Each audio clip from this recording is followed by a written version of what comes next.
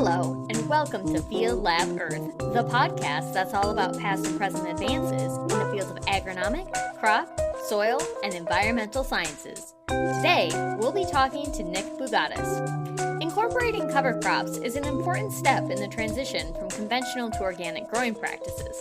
But in Texas, limited resources can bring complications. This episode, Nick joins me to discuss his work researching how to help farmers make the leap. I'm your host, Abby Morrison. Let's talk about science. Hi everyone, and welcome to the show. Today we have Nick Boogades with us. Nick is a third-year PhD student majoring in soil science at Texas A&M University under Dr. Katie Lewis. He grew up in Edgewater, Maryland, and later attended the University of Tennessee, receiving his bachelor's degree in soil science in 2021 and completing his master's at Texas A&M in 2023.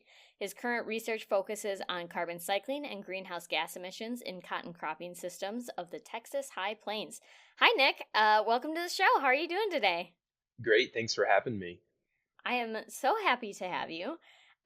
We are talking about a favorite topic on the show, which is cover crops again. So today specifically, we're talking about them in Texas and how they relate to organic transitioning. So if you could just start by telling us kind of the issue that you were hoping to address in your research, and just for people who aren't super familiar, if you could talk about also just the general transition from conventional to organic farming and how that all works. Yeah, so Texas is a very unique agricultural production state. We have a lot of things that we are the number one producer in, if you consider conventional growth, that being cotton mostly, but there's other crops that are also really important, such as peanuts, specifically organic peanuts. Texas is usually the top producer of cotton, growing about 30% of the country's cotton crop, and we only produce about 10% of peanuts. But when you consider organic production for both of those two crops, we produce about 90% of the country's organic cotton and peanut crop. So it's a very important state for organic agriculture, considering specifically those two crops. And so we wanted to provide some tools for producers wanting to get into organic production of either one of those crops, and just some information of what the transition will look like for them from a agronomic perspective. So looking at yield and some of the other management considerations they'll have to look at going through that transition. But since we are a soil science lab, and since soil health is such a big topic throughout the agricultural science industry, and especially in the Texas High Plains, where the soil health and soil conservation movement kind of got its start, we thought it was very important to see how the transition from conventional to organic agriculture would be affecting soil health. And there's a 3-year transition period that goes along with transitioning to organic production. And so we wanted to see the agronomics, economic, and soil health impacts during that transition specifically. Sure. Yeah. Great overview. So I have two initial follow-up questions, probably more to come. Yeah. So I'll ask them both at once so I don't forget them. So first one is, when I think of like organic products, I typically am thinking of like food products, because people are like, oh, I don't want to eat whatever stuff is on there. Mm-hmm. So I was like, organic cotton, like, yeah. I'm just curious, like, what do people see as like the advantage of having their cotton be organic? But also, see, I told you I was going to ask both at once so I would forget, and here I am immediately forgetting. Oh, yes, the 3-year transition period. If you could just talk a little bit about like what that 3-year transition period is for, and kind of like what are some of the high-level steps that people would be taking in those 3 years. Sure. Yeah. So I definitely understand what you're saying about organic being a food-based thing for people. I had the exact same experience. I remember the first time I saw something that was labeled, a clothing item that was labeled as organic cotton. I was like, what does that even mean? It's not a food thing. How can it be organic? And that was before I got into college and majored in agriculture, took my organic production class, and really understood what it was about. So yes, there is some food processing and food handling components that go into organic certification. but a lot of the major difference comes in the field and how a product or a crop is actually grown. And cotton, what hopefully everybody's shirts and pants are made out of, can be managed organically just like our food is. So it's really just a framework for growing a crop. Um, the major foundation of it is eliminating synthetic pesticides and um, and fertilizers, but there's other things that go into it that we'll talk about, like implementing cover crops and crop rotation, that are also requirements. Um, and part of getting that organic certification, as you mentioned in the second part of your question, is the 3-year transition period required to get that USDA organic label on something that contains products from a producer's farm. So basically, that 3 year transition, it's pretty simple, but you just manage your fields organically for 3 years to kind of, I guess the philosophy is to try to get all of the synthetic residues out of that field, so that none of it goes into the product. And so you're basically managing something organically, but you're not getting the price premium for the products being sold from that farm because you're not certified as organic yet. And that's some of the issues that we're going to try to tackle later on when we talk. That was one of the things we really wanted to look at with this study, because that transitional period is really the most challenging part, because you're not getting that price premium from for your products. Sure, sure. Yeah, that makes a lot of sense. Just like people don't want the synthetic stuff. I get that. Okay, so you touched on this a little bit. Texas, unique zone. Hmm. I mean, I guess as they all are, but Yeah. as with any unique zone, has its unique challenges. So certainly with cover crops, we've talked about that before on the show. Of it's just sometimes is not always um as easy to implement cover crops in certain parts of Texas as it might be in Yes. other regions. Um, and then, yeah, like you mentioned, there's, it's just a bigger risk in general to do Hmm. that transition. So if you could talk about just some of the risks involved and some of the unique challenges that people might face as they're looking to transition, that would be great.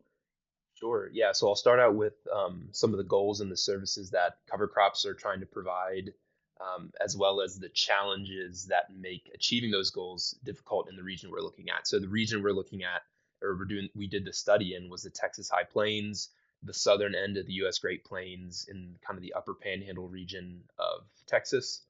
And it's a semi-arid region, so we get limited precipitation, which makes it difficult for us to grow anything, um, especially even if we're trying to grow an extra crop during the season, which is essentially what a cover crop is. We're not harvesting. We're just not harvesting it. So the first thing is, to get the benefits of a cover crop, we need the cover crop to actually grow. So we need water, but we also want our crop to grow later. So any water that cover crop uses will not be able to be used by our other crops, or cotton and peanuts in our scenario.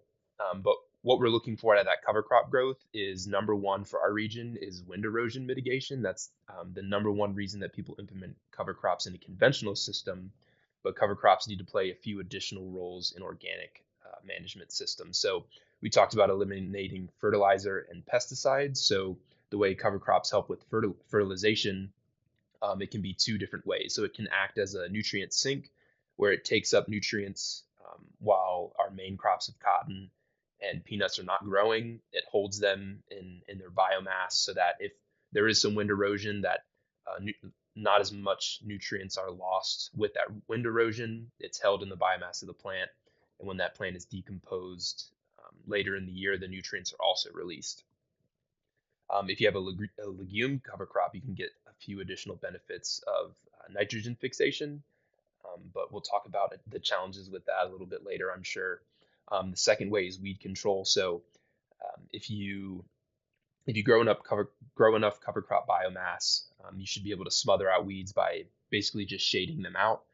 However, you have to grow enough cover crop biomass in order to achieve that benefit. And again, it's going to be hard for us to do that in a semi-arid region. So those are the two main things we look for a cover crop um, in organic agriculture. Sure. Yeah. Yeah, sounds like you had quite the challenge before you, to not only just grow these cover crops that are not always very happy there, but also to help farmers kind of weather those 3 years, just with different practices, different tools in the toolkits. Shout out again, as always, to farmers. You guys are awesome doing the Of work. course, that's the reason we do it. Yeah. So, we've laid out the problems. So, tell us a little bit more about kind of your research goal here, what you were hoping to test, and a little bit more about how you went about it. Sure. So again, we wanted to tackle that challenge of the uncertainty of that transition period from um, organic to or from conventional to organic management. So um, we wanted to find some cover crop strategies that producers could immediately implement with confidence to help them have a minimal amount of yield decline if that may be the case in their situation. Some folks see that when they transition to organic management, but it depends on where you are, what you had been growing before, what you're switching to, a lot of different factors. But it is something that a lot of farmers cite as concerns with switching to organic management is yield reduction. The other thing, again, since we're a soil science lab here at Dr. Katie Lewis's lab, we wanted to look at the soil health impacts of organic management, and that's also a cited benefit for the transition to organic agriculture. And we wanted to test to see if that's actually true or not, because not only are you trying to implement cover crops to help out with weed control, but since you're losing the ability to spray pesticides, a lot of times you have to supplement that cover crop with some tillage, and tillage is usually the number one killer of soil health. So we wanted to see if the impacts of additional tillage with the inclusion or with this with switching to organic management is going to have any detrimental impacts on soil health. Cool. And so, specifically, you were kind of experimenting with a few different kinds of cover crops that were going to try and achieve these ends. So, if you could tell us a little bit more about kind of the rotation setup, the mixes or monocultures that you had, and maybe a little bit more about why you chose them and how you tested them, that would be great. Sure. Yeah. So quickly on the rotation, it's a cotton peanut rotation, which is a fairly common rotation in the region since both of those crops can grow pretty well here in the southern high plains, especially as you get west of Lubbock, where the soils get a little more sandier. It's a little bit easier to grow peanuts there. The benefits of those rotations are you have a legume as one of those two crops, which help with providing supplemental nitrogen in the rotation. But one of the biggest benefits is with disease and pest resistance and giving some different options with herbicide management in a conventional system. In organic, you don't have all of those weed management options, but that's just a reason why that rotation is popular. As far as cover crops grow, there's been a lot of cover crop research in the region since the 80s and earlier, and most of that has been done with single species grass cover crops, so rye or wheat. So we had definitely had to include that as one of our treatments. So we have a rye cover crop treatment. We have a radish cover crop treatment, which is implemented because radish is expected to help with soil physical properties, soil water infiltration, reducing compaction because it has that big tuber that grows and breaks up compaction. And we also wanted to include some legume cover crops to see if they have nitrogen fixation benefits as well. So that's going to be a vetch cover crop. And so we did this. The best way to analyze all those different cover crop treatments on a relatively small scale is through a small plot study, as we call it in research. So it's about all of our plots are 4 rows wide, and then they're about 30 feet in length, so we can fit a lot of different treatments in one area. We did it here at the Texas A&M AgriLife Research and Extension Center in Lubbock, Texas. So a very small footprint, but we're able to analyze a lot of things at once. So we have pretty much an organically managed block, including all of our cover crop treatments, and then a conventionally managed block right next to it. So we can analyze both of those rotations, everything we want to look at from yield to everything we do with our soil samples right next to each other. and all of our different treatments right there. Sure. So this question just occurred to me as you were talking about the radish. I feel like for some cover crops, it's like, well, you wouldn't like harvest that because it's just Correct. whatever. But like Yeah. a radish to me is like, well, that you could harvest and like do something with that. So like, why is it just because you want to keep like the biomass and all that stuff in the soil, and by taking the plant out you would lose that? Or like what happens with these radishes? Are they just left in the ground? Like, what's going on with those? Yeah, so that is a great point, and it reminded me of something that I hadn't explicitly said yet. But the goal of cover crops is strictly those additional benefits that I mentioned earlier, whether it's providing soil cover, helping sequester nutrients, all of those other things. Cover crops are almost never grown to be harvested in any way unless you're grazing them with some sort of animal in the off season. But yes, with radish, um, the main issue with harvesting cover crops, especially here, is just from a practicality standpoint, is that you don't have enough time for those cover crops to reach a reproductive stage. So with radish, it's a little bit different because it's a below ground part. It's not a reproductive structure, but the growing season for cover crops is so short that you really just don't get a mature enough radish tuber to be able to do anything with. And the act of harvesting a below ground crop and all the soil disturbance you'd have to do with that will probably negate a lot of the soil health benefits that you get from having it in place in the beginning. Um, but I would say the main thing holding us back from being able to harvest it is it wouldn't necessarily make it a cover crop anymore if you harvest it, and B, it just doesn't get far enough along in growth to make it worth harvesting. Okay, cool. Yeah, and I'm gonna put a pin in the grazing because Texas is a big area for animals. Yeah. But I know that's not quite within the scope of this, so we'll maybe come back to that at future research. But Sure. so you were growing these cover crops and then seeing how it impacted soil health factors for then your cotton and peanut.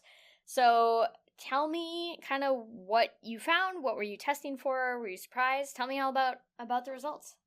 Yeah, so before I forget, you bringing up the grazing reminded me we had two research locations for this, and the other one was in Vernon, Texas. So Dr. DeLon will be quite cross with me for forgetting to mention them, but shout out to Dr. DeLon and his crew over there in Vernon, working really hard to help maintain two sets of this study, um, both in Lubbock in the Texas High Plains and in the Rolling Plains. And if we talk about grazing later, the Rolling Plains will become really important. But so as I mentioned before, we wanted to analyze yield, of course, because there's lots of concerns of yield reduction. So we're monitoring yield in peanuts specifically. So this study was done in the first few years of the transition, and it was specifically conducted by Leah Elman Storch. She was a master's student at the time. My role in the project was actually coming in later as a master's student at the end of this project and analyzing the first few years after organic certification. So she took it on the first few years and was analyzing the soil health and yield impacts during the peanut years.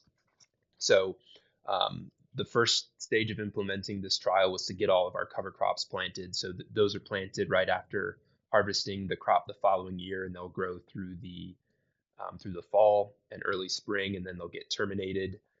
They'll get terminated chemically in the conventional system and mechanically through either tillage or something called a roller crimper. I'm sure that's been talked about on the show before if you've talked about cover crops.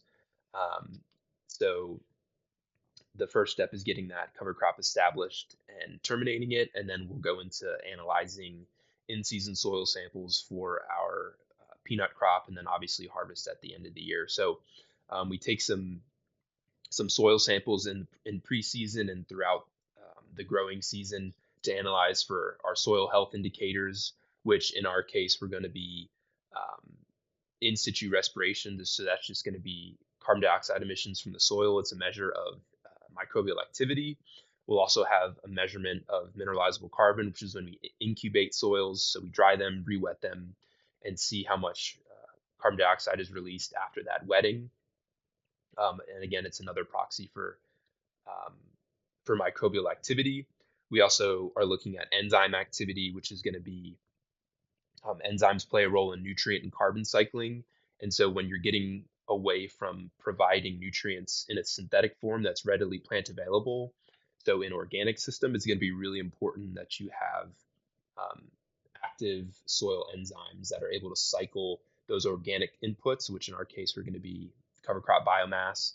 And in the organic system, we utilized manure as our fertilizer source, breaking down those organic compounds and releasing nutrients in forms that are readily available to plants is going to be important.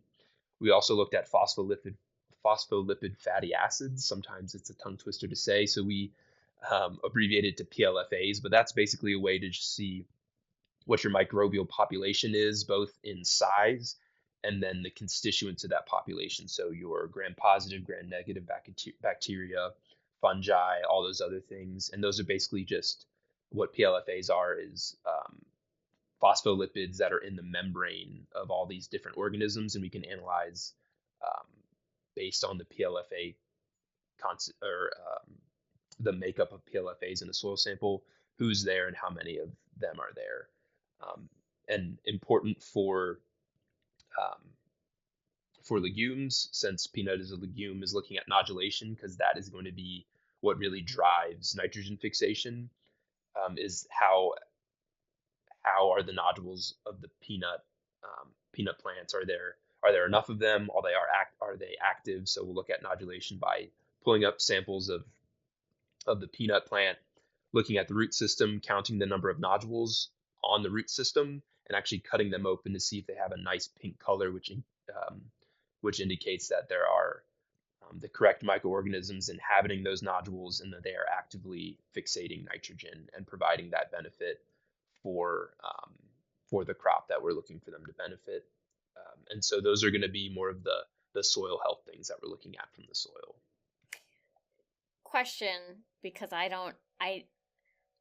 know that peanuts are underground. Yes. I don't know almost anything else about peanuts and how peanuts Sure. work.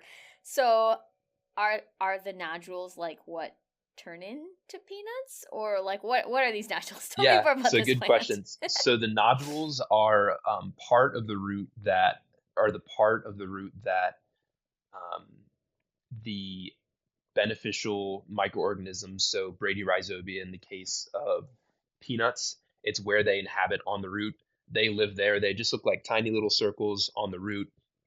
The microorganisms live in there, and that's where they do their nitrogen fixation of turning atmospheric nitrogen, so N2 gas, into inorganic nitrogen that the plant can use. They are not a reproductive structure of the plant, but they are a part of the root system. So the way peanuts are actually developed is that, so the actual part that we harvest and that people eat, they get their start above ground as a flower, and then they get fertilized and turn into a pod. And you can see those pods develop underneath the leaves above ground. And then after they're fertilized, they actually start going down, and then they embed in the soil, and then the peanut matures. So the actual nut matures underground. It's actually a pretty crazy and interesting process. Didn't know much about peanuts before I got here either, but it's incredible to see how they develop. Peanuts are an incredible plant, and it's hard to believe that they're able to grow the way that they do. I am thrilled by this development of learning about this. It's crazy. You should look up how cashews grow one time. That'll blow your mind even more. Man, yeah, wow, okay. This is, I was just assuming it was like a potato situation where it's just like all underground all the time. So this is fantastic. Yeah, no, not part of the root system at all. They start above ground, and then they grow underground. So wow, they are the seed, unlike tuber crops like potatoes, radishes, or sweet potatoes. Those are not necessarily a reproductive. They are a reproductive structure, but they're not the seed. Peanuts do develop underground, and they are the seed. So wow, fascinating. That is so cool. Yeah. That is perhaps standing as the funnest fact among many fun facts of this episode so far. Oh, awesome. Um, Awesome. yeah, man, I'm looking that up like soon after Yes. after this call.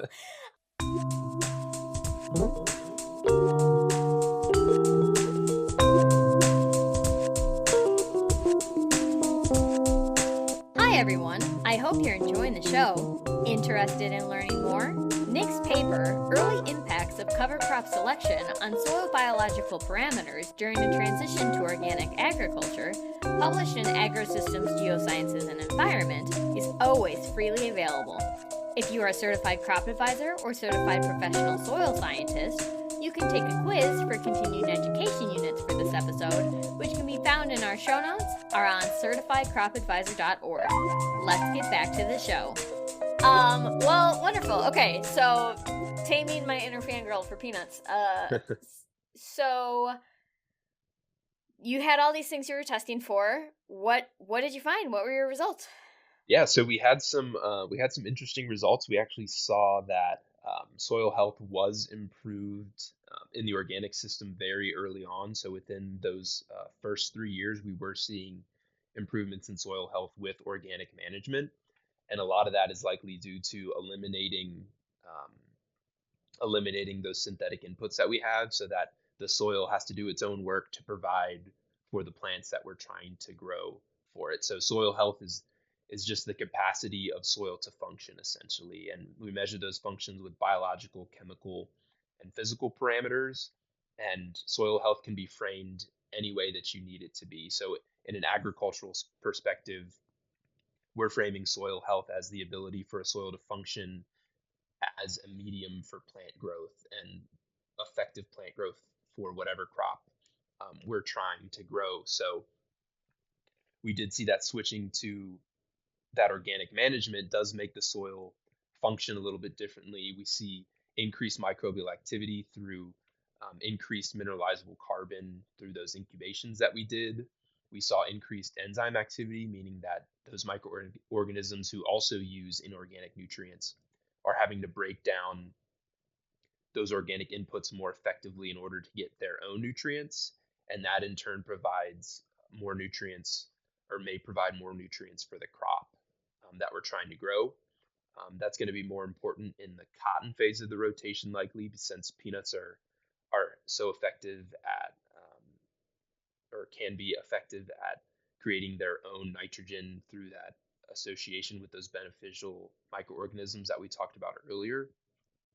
So we were very glad to see those improvements, and we think again a lot of that is driven by not only eliminating the synthetic inputs, but also the inclusion of using manure um, as our as our fertilizer source, because it provides a carbon source along with some nutrients, and that provides pretty much both of the things that microorganisms need to grow and function. And so that's really where the soil health benefits are driven. Are it starts with implementing cover crops and adding in additional organic matter, but the microorganisms are really the ones that do the work to drive the biological and chemical benefits of soil health. Looking at yield, we were very fortunate to see minimal yield decline, specifically at the Vernon location, which was great news for producers. Like we say, you're not getting an economic, so a price premium benefit from managing your systems organically during this 3 year transition. So the worst thing you could have is a 50% yield reduction when you're still getting the same price for um, sale of your peanuts or your cotton lint. That's going to be an instant 50% revenue loss. Once you get that organic certification, you will likely make a significant amount of that back through the price premium. But again, we are really concerned with that transition period, because that is the highest risk period for producers who are switching to organic, and that's really the largest barrier to entry is that transition period. So great to see that we had minimal yield. We saw minimal yield loss at Lubbock. There was some yield loss, but we saw no significant difference in yield at the Vernon location between organic and conventional management. Awesome. Great. Seems like you're already taking steps to fill in all those knowledge gaps that remain. Speaking of, we've mentioned a little bit that particularly in Texas, there might be some animals that need to kind of fit into this picture at some point, as well as Yeah. just ongoing research. This, like you said, was a pretty small, contained little area, so I'm sure this is just the first of many, many steps. So what's going on with future research? What else do we still not know?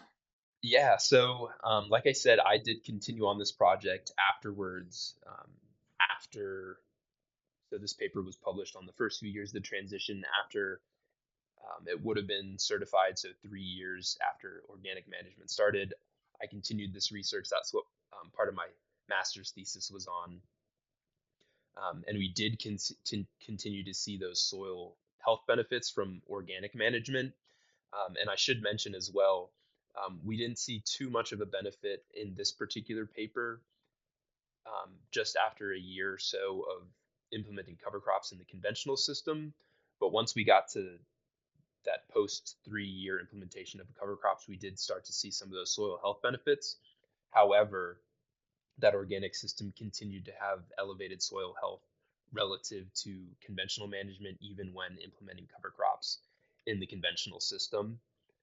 However, we did start to see some of those yield declines um, that we were hoping we wouldn't see. But luckily, we were able to weather most of the transition period without seeing yield decline. So, if it is any good news for the producers, that transitional period, if you can um, keep your nutrient levels high enough, keep the weeds under control during the transition period, and get some robust soil health going into that certification window post 3 years, um, and you can make it to where you get that price premium, and you kind of feel out how organic management is going to work, particularly for your farm. Maybe you need to reduce some costs somewhere, or you're able to reduce costs relative to conventional management, and those yield declines do come after certification.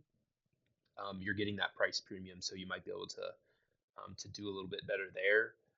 One big takeaway that we see from this research that um, crosses over between whether you're managing organically or conventionally, and just about anywhere throughout the High Plains region, is that your best option for cover crops is going to be a single species grass cover. So I mentioned that earlier. That's why we wanted to include that rye cover crop. Unfortunately, we just don't get very good growth with radish. I know you were really rooting for the radish treatment, it seemed, but we almost never were able to establish the radish um, in that very short cover crop growth window we have. So it really just ended up being a fallow treatment. Same thing with vetch. When we would collect our cover crop biomass and see how much of each cover crop was in the mixtures we looked at, there really just wasn't great growth from the vetch, so we probably weren't seeing much of a nitrogen fixation benefit from the vetch cover crop. And really, when you're blending those mixtures with non-grass species, you're just increasing your cover crop costs for, um, as Dr. Joseph Burke likes to say, when you have rye and a mixture of other cover crops with rye, you end up with a rye cover crop and a really expensive rye cover crop, because that's really all you're getting is rye growth anyway. So we really recommend producers just stick with that single species rye cover crop. And a lot of producers have found success, particularly some of our organic producers over towards the Brownfield and Seminole area where peanuts are more popular.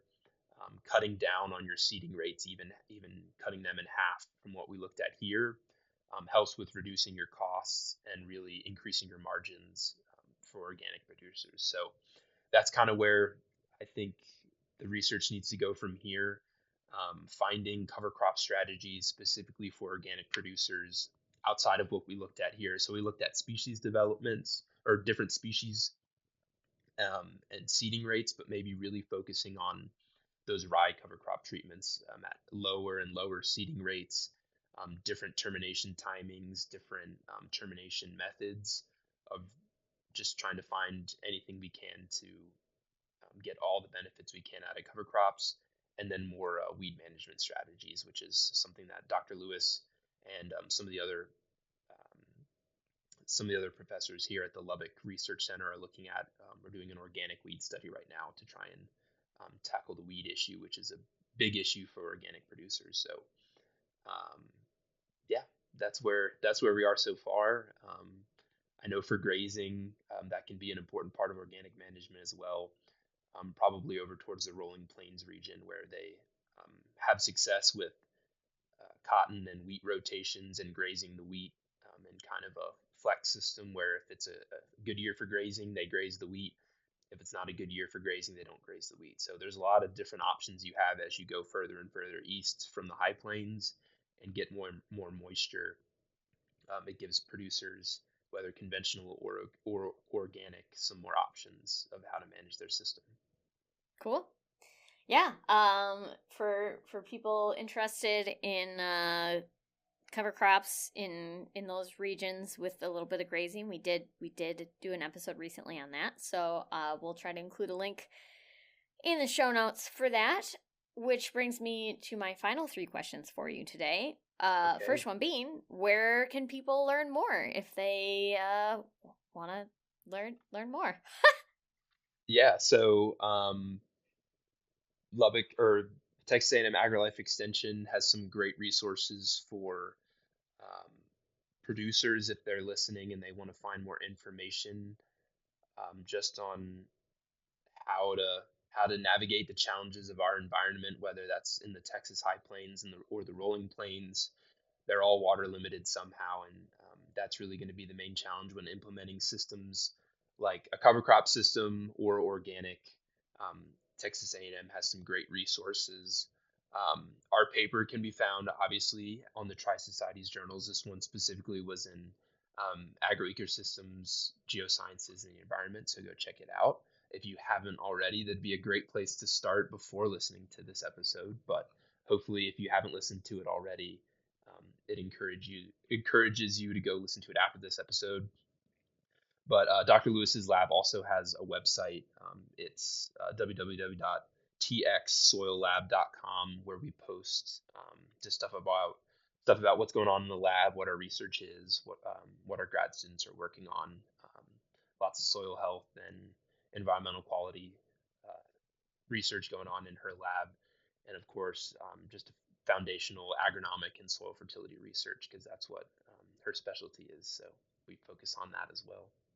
Perfect. Yeah, we will include show notes to as many of those as we can. So, second question, if people want to get involved with any of the things we've talked about today, how can they do that? Yeah, so I think one of the best takeaways from my research and the research that Leah did as well is that support for producers going through the transitional period of conventional to organic management is really important. A lot of people want to just buy. I won't want to say a lot of people, but a lot of people are only thinking about that organic label that everyone knows, the USDA seal on organic food they'll see at the grocery store. But there are some alternative certification programs for producers who are in that transitional period. And so that gives them just a little bit of price premium for things that are certified organic transitioning, so that it kind of helps them out with if they are seeing some yield declines, they're able to sell their product as labeled as something more than just conventionally produced. So for me, that's something that I was really interested in. I can't remember any of the certifications specifically off the top of my head, but if people just Google um, organic transition certification programs, you can familiarize yourself with those and maybe try to find stores local to you that offer products sold with that label.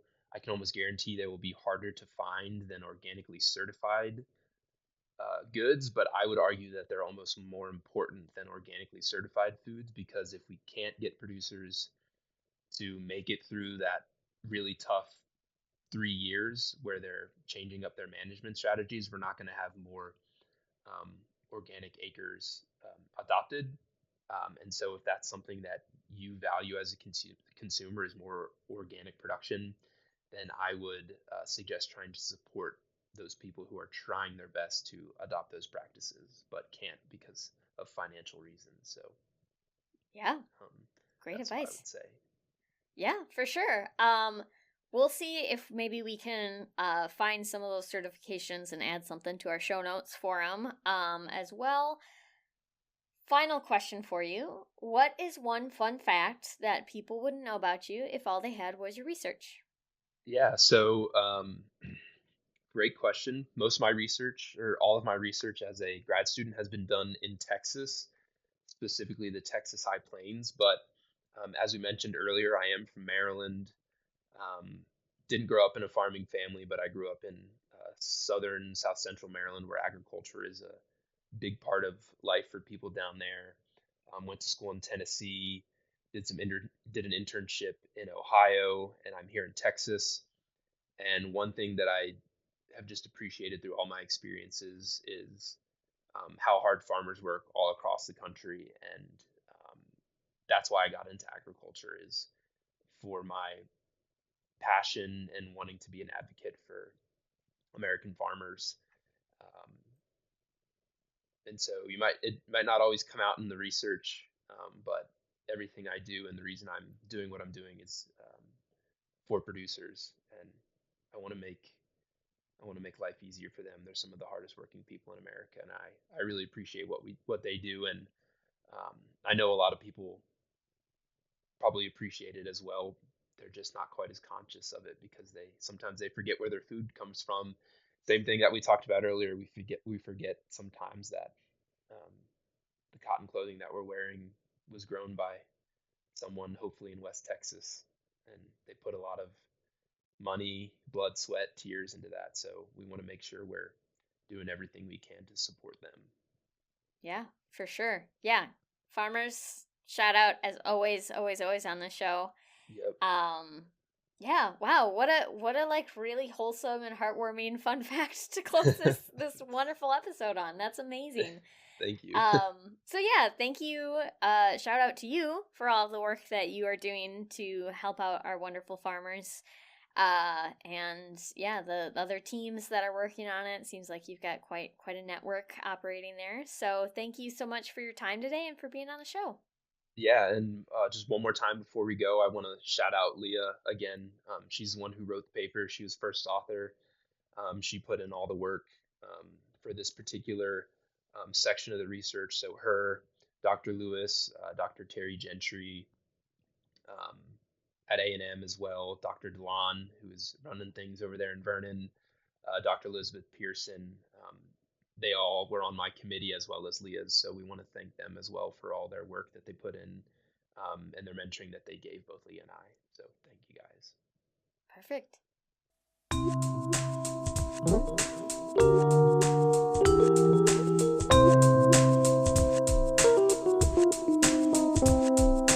Thank you for listening to Field Lab Earth. More information can be found in the description below. Thank you.